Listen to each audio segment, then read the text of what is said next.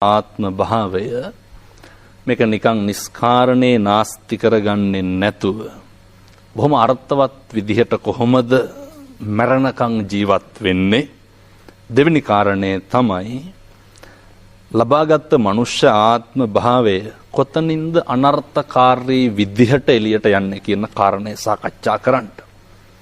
මේකට වැදගත්ම සූත්‍ර දේශනාව තමයි උද්දෘත කරන්නට යෙදුනේ ආර්ය පරිේෂණ සූත්‍රය. තථාගත බුදුහාමුදුරුවෝ භික්ෂුන් වහන්සේලාගෙන් අහනවා මහණෙනි මේ ආර්ය පරිේෂණය සහ අනාර්ය පරිේෂණය යනු කුමක්ද? මේ කාරණේදී බොහොම වැදගත් අනාර්ය පරිේෂණය යනු කුමක්ද? මිනිස්සු පුදුම විදිහට දන්නවා ඉපදෙනවා කියලා දන්නවා. එහෙමනේ. ඉපදෙන එකට කරුණු හොයනවා. ජරාවටපත් වෙනවා කියලා දන්නවා. ඒකට කරුණු හොයනවා. මෙතනදී ධර්ම ශ්‍රවණයට ප්‍රථම සිහිපත් කරගන්න ඕනේ, අවබෝධ කරගන්න ඕනේ. මරෙන්න කලින් මිනිස්සු තේරුම් ගන්නටත් ඕනේ මේ කාරණේ. එක සහ තේරුම් නොගන්නම කාරණේ. මොකටද මිනිස්සු වෙලා උපදින්නේ කියන එක. මිනිස්සෙක් වෙලා ඉපදුනාම මරෙන්න කලින් තේරුම් ගන්න ඕන එකක් තමයි ඇයි මිනිස්සු වෙලා ඉපදුනේ කියන එක. 6-4 දන්න කාලේ ඉඳන් අපේ ජීවිතේ අපි නාස්ති කරගන්නේ මේ කාලෙකින් හම්බෙච්ච මනුෂ්‍යාත්ම භාවය. මිනිස්සු කල්පනා කරන්න ඕනේ, අපේ පින්නතුන් හිතන්න ඕනේ ජීවිතේ වැඩිපුරම නාස්ති වෙන්නේ අනුන් හින්දාද තමන් හින්දාද කියන එක. වැඩිපුරම අපි අපේ ජීවිතේ නාස්ති කරගන්නේ අනුන් හින්දා. අනුන් නිසා. මිනිස්සු හොඳටම දන්නවා සත්පුරුෂ පින්නතුනි ප්‍රධාන අකුසල මූල 3 සාකච්ඡා කරමු බලන්න. ලෝභයයි, ද්වේෂයයි, මෝහයයි. නිතරම ද්වේෂය ඇති වෙන්නේ කවුරු හින්දාද? අපි කවදාවත් දැන් මේ දහවල් ආහාරය අරගෙන ගෙදර ඉන්නවා කියමුකෝ නිවි හැනහිල්ලේ. මිනිස්සුන්ට කවදාවත් කේන්ති යනවද තනියම ඉන්නකොට? නැහැ. මිනිස්සුන්ට කේන්ති යන්නේ තව කෙනෙක් ඉන්න ඕනේ. මිනිස්සුන්ට කේන්ති යන්නේ අනුන් නිසා. අඩුම තරමේ අපි හඳුන්නේ ගෙදර ඉන්න පූස බල්ල හරි ඉන්න ඕනේ. ගෙදර අඩුම තරමේ ඔබතුමාගේ උදාහරණය බොහොම කාලෝචිතයි.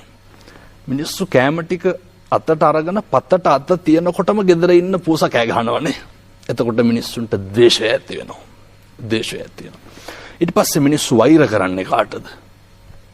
අපි කවදාවත් අපිට වෛර කරනවද? මිනිස්සු වෛර කරන්නේ අනුන්ට. මිනිස්සු ද්වේෂ කරන්නේ අනුන්ට. මිනිස්සු දෙස් දෙවොල් තියන්නේ අනුන්ට.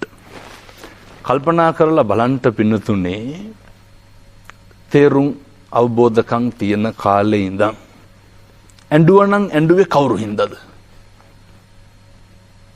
අපි ගැන හිතලා අඬන අවස්ථා බොහොම අල්පයි සල්පයි. එහෙමනේ. මිනිස්සු අඬන්නේ අනුන් හින්දා. දැන් ඔය මහත්තයා දැන් ඔය කරුණු සියල්ලම ආධ්‍යාත්මික කාරණානේ.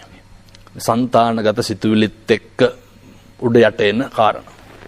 නමුත් භෞතික ලෝකේ මිනිස්සු වැඩිපුරම හම්බ කරන්නේ අනුන් වෙනුවෙන්ද තමන් වෙනුවෙන්ද?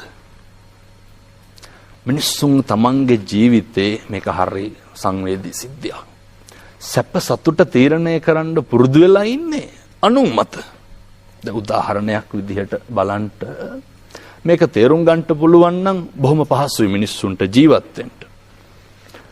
අපේ ගෙවල් දොරවල් වල තියෙන රන් රිදී ආභරණ තියෙනවනේ. ගෙදර ඉන්නකොට ඔවා තියෙන්නේ කබඩ් එක ඇතුළේ දැන් ගෙල්ලගෙන දින්නේ. මිනිස්සු ආරක්ෂිතව තැම්පත් කරලා තියෙන්නේ. ඒවා පළඳින්නේ මිනිස්සු අනුන්ට පේන්න. කවදාවත් අපේ අම්මලා තාත්තලා ගෙවල් වල ඉන්නකොට ඔය චේන් මුදුමාල බ්‍රේස්ලට් වලලු කරා බුද්දාගෙන ඉන්නවද? නැහැ.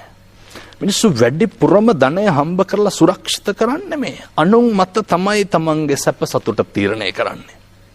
අනුන් මත තමයි තමන්ගේ සැප සතුට තීරණය කරන්නේ. ඊළඟට මිනිස්සු ගෙවල් දොරවල් අලංකාර කරන්නේ. ඒක තමන් නිදාගන්න කාමරය තමන්ගේ කුස්සිය කවදාවත් පිළිවෙලට පිරිසුදුව මේ මාබල් ටික අල්ලලා හොඳ මෙට් එක එහෙම නිදාගන්නේ නැහැ.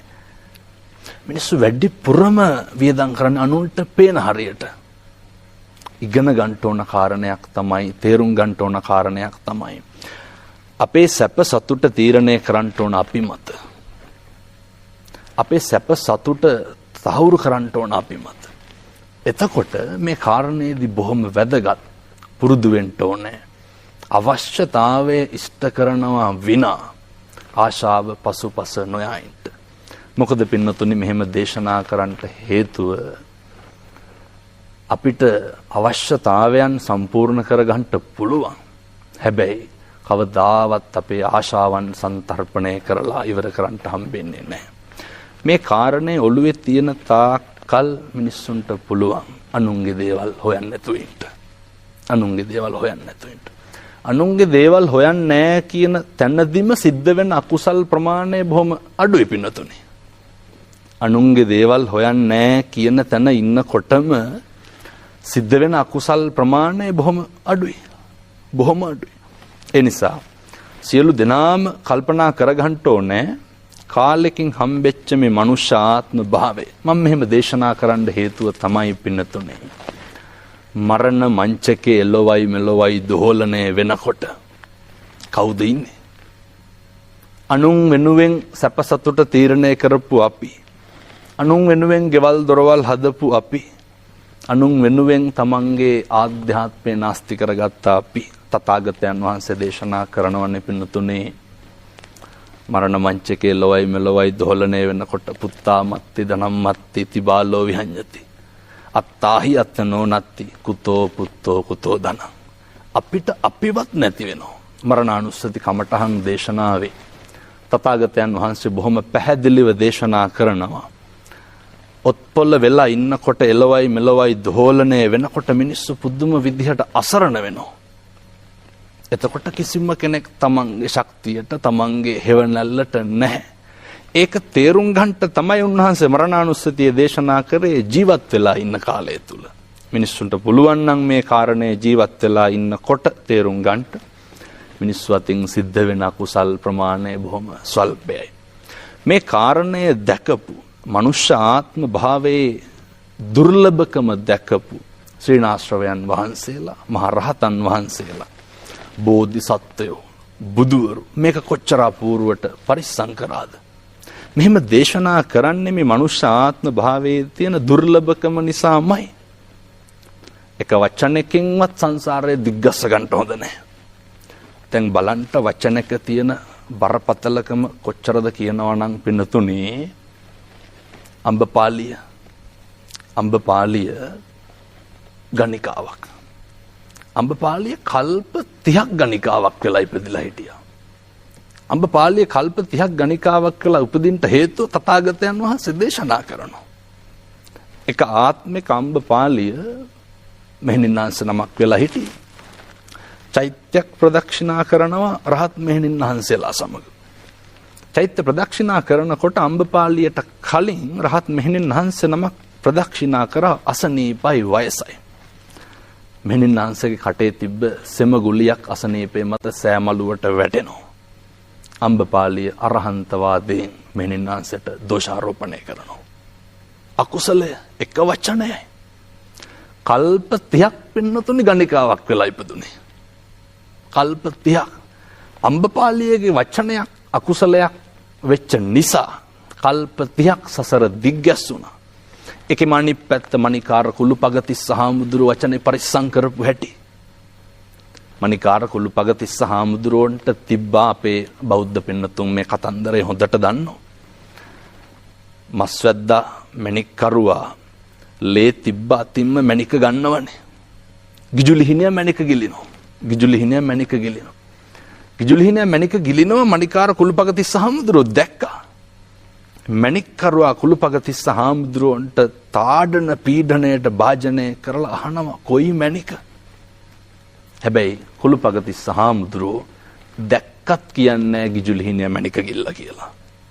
හේතුව නිතින්ම මස්වැද්දා මොකද කරන්නේ? ගිජුලිහිනිය මරනවා. ඒ තමන්ගේ වචනයක් නිසා ප්‍රාණඝාතය සිද්ධ වෙනවා. වචනයක් පරිස්සම් කරගත්ත හැටි සංසාර දිග්ගස ගන්නේ නැතුව. හේතුව තමයි පින්නතුනේ අප බොහොම කාලෙකින් මිනිස්සු වෙලා උත්පත්තිය ලබන්නේ. බොහොම කාලෙකින්.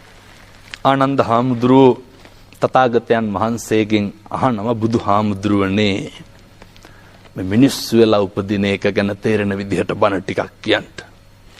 ඊට පස්සේ තථාගතයන් වහන්සේ ආනන්ද හාමුදුරුවන්ට දේශනා කරන්නේ ආනන්ද මේ මහ පොළොවට උන්වහන්සේ නියපොත්ත ගහලා වැලි ටිකක් අරගෙන ආනන්ද හාමුදුරුවන්ට පෙන්නනවානේ. වැඩිපුරම ආනන්ද වැලි කොහෙද තියෙන්නේ? මහ පොළොවේද මගේ ඇඟිල්ලද? බුදුහාමුදුරුවනේ මහ පොළොවේ වැලි වැඩි. එහෙනම් ආනන්ද මහ පොළොවට ඇඟිල්ල ගහලා වැලි ටිකක් ගත්තාම රැඳෙන්නේ කොච්චරක්ද? ඒ වගේ බොහොම සල්පයක් තමයි මිනිස්සු වෙලා උපදින්නේ. තථාගතයන් වහන්සේ නැවත දේශනා කරනවා. ආනන්ද මේ මිනිස්සු වෙලා උපදින එක නෙමෙයි තියෙන අරුමය. අරුමය තමයි සත්පුරුෂ පින්නතුනේ මෙන්න මේ විදිහට අපි ඉපදිලා ඉන්න එක. ඔයත්තන්ට බණ ටික අහන්න පුළුවන්. කෑම ටික කන්න පුළුවන්. ඇවිදින්න පුළුවන්. යන්න එන්න පුළුවන්. මේ ධර්ම ශ්‍රවණය කරන්නට තරම් සුදුසු පරිසරයක් තියෙනවා. එතකොට තථාගතයන් වහන්සේ දේශනා කරනවා මිනිස්සු වෙලා උපදින එක නෙමෙයි අරුමය. දැන් අපේ පින්නතුන් දන්නවා, ඔබතුමත් දන්නවා ඇති මෙතන රාජගිරි හන්දියේ තියෙනවා වික්ටෝරියා අබ්බගාත නිවාසය. සහ ලංකාව හැම තැනම තියෙනවා. ඒ පින්නතුනුත් අපිත් ඉපදුන එකම විදිහට, එකම ක්‍රමයට. නමුත් සමහර අවුරුදු 30 35 පැනපු උදවිය ඉන්නවා උත්පත්තියේ ඉඳන් මැදක් උඩ. ඒ අවුරුදු 35ටම මහ පොළොවේ පය ගහලා නැහැ. එහෙමනේ. ඒ අවුරුදු 35ටම බත් කටක් අතින් අනලා කාලා නැහැ. ඒ අවුරුදු 35ටම පන්සලක් හාමුදුරු කෙනෙක් කළුද්ද සුදුද කියලාවත් දැකලා නැහැ. දැන් අපේ පින්නතුන් තීරණය කරන්න ඕනේ.